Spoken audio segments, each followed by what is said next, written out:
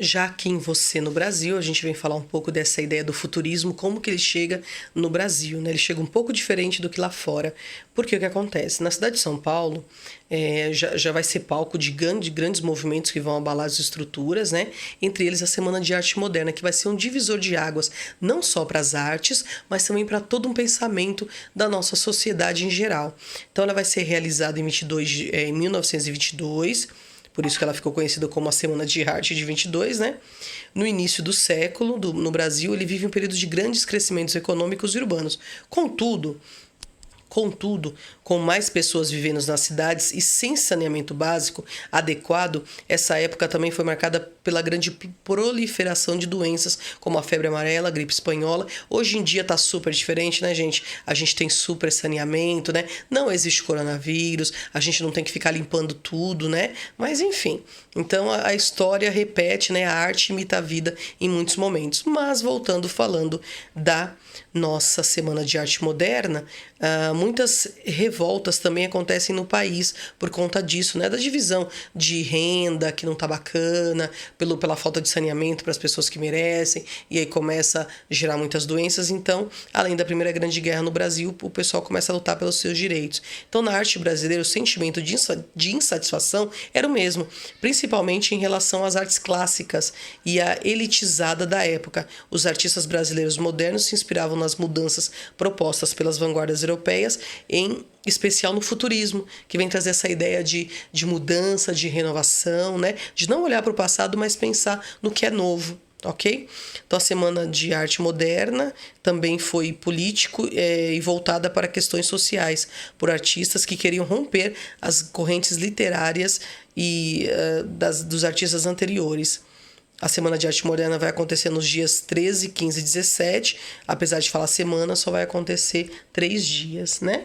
Momento marcante da Semana de Arte Moderna aconteceu na segunda noite do evento, quando o poeta Ronald Carvalho leu o poema Os Sapos, de Manuel Bandeira. No poema, Bandeira compara os poetas parnasianos a sapos, que coacham em ritmo perfeito, mas que não conseguem se comunicar. A reação do público não foi positiva e o poema foi lido sob muitas vaias. Então, ainda existia uma questão super conservadora, né? Que ainda existe, ainda é um pouco velada, a gente pode falar um pouco mais, mas era mais velada naquela época. Por isso que ela só dura 3 dias, tá? Porque o público não sabe entender tantas transformações, é muita mudança na cabeça das pessoas. Outro acontecimento que produziu grande impacto no público foi a apresentação de Villa-Lobos, que entrou no palco dançando, calçando apenas chinelos. Para os espectadores que se sentiram ofendidos, tratava-se de uma manifestação modernista e desrespeitosa, né? Porque como que você tá no Teatro Municipal de São Paulo de chinelo? Ainda mais você sendo um músico. Você tinha que estar com sapato, com um sapato italiano caríssimo, né? Tinha que estar ostentando bastante. Então, após a Semana de 22, foram surgindo no Brasil novos grupos de artistas e estilos, e aí não parou mais. Eles tiveram coragem de falar, de defender as suas ideias, e mudou e se tornou as artes que nós temos hoje. Esse trabalho em grupo, façam individualmente, como eu tenho pedido para vocês, né, por conta de a gente não conseguir se reunir com tanta facilidade, tá? E falando das esculturas modernistas, vocês podem observar aqui ao lado, ó, de Umberto Boccioni. Deixa eu dar uma melhoradinha aqui. Formas únicas do continente no espaço. Então, considerada como uma das linguagens privilegiadas da arte futurista, as esculturas também privilegiavam a velocidade de movimento. Aqui, ó, tá falando, né? Conhecida dessas vanguardas, do pintor e escultor italiano Umberto Boccioni, que ele busca trazer a leveza e ao mesmo tempo a velocidade, né? Essa questão do movimento. Percebam aqui, imaginem como se ele estivesse usando uma calça mais leve, né? Uma calça de seda, de repente, e o vento estivesse esvoaçando tanto a blusa quanto a calça. É essa a ideia, tá? Elementos da linguagem, forma e movimento.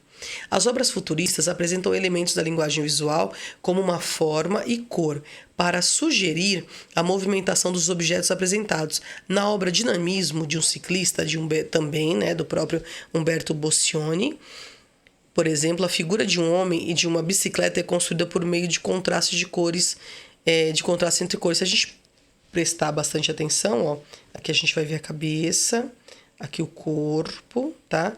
As peças da roda da bicicleta, tá bom? Tem que olhar com bastante atenção e aí vocês conseguem entender esse dinamismo. Porque como a gente já estava estudando até agora, ele vai mostrar todo o movimento da bicicleta ao mesmo tempo e não em partes ou estático, né? Então, ó, a cabeça do ciclista é representada pela forma de cor preta. É um dos poucos elementos na obra que assume essa cor, para que justamente receba destaque sobre ela. Podemos perceber o capacete em tons de rosa e azul, verde e amarelo, contornando por uma linha preta ao seu redor. Há 2 pinceladas diagonais de rosa e amarelo, indiciando o movimento, dando uma noção de direção seguida pelo ciclista, tá? Então, antes de chegar ao resultado final, ele realizou vários esboços, né? Que como vocês podem perceber, tá vendo? Aqui a gente consegue perceber melhor onde ele vai chegar, tá bom? Então, desta obra surgiu esta daqui. Então, percebam as rodas, a cabeça, o corpo, todos os movimentos ao mesmo tempo. Ele coloca todo o movimento, tá?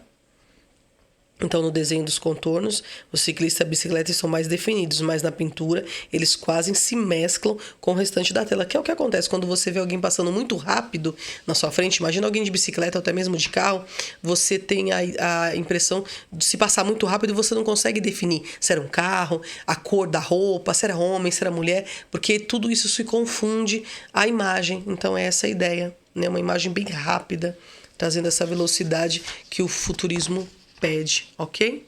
Nas atividades podem ser feitas aqui mesmo na apostila. A tarefa eu acho mais interessante fazer no caderno de desenho. Tem aqui alguns exemplos, tá bom?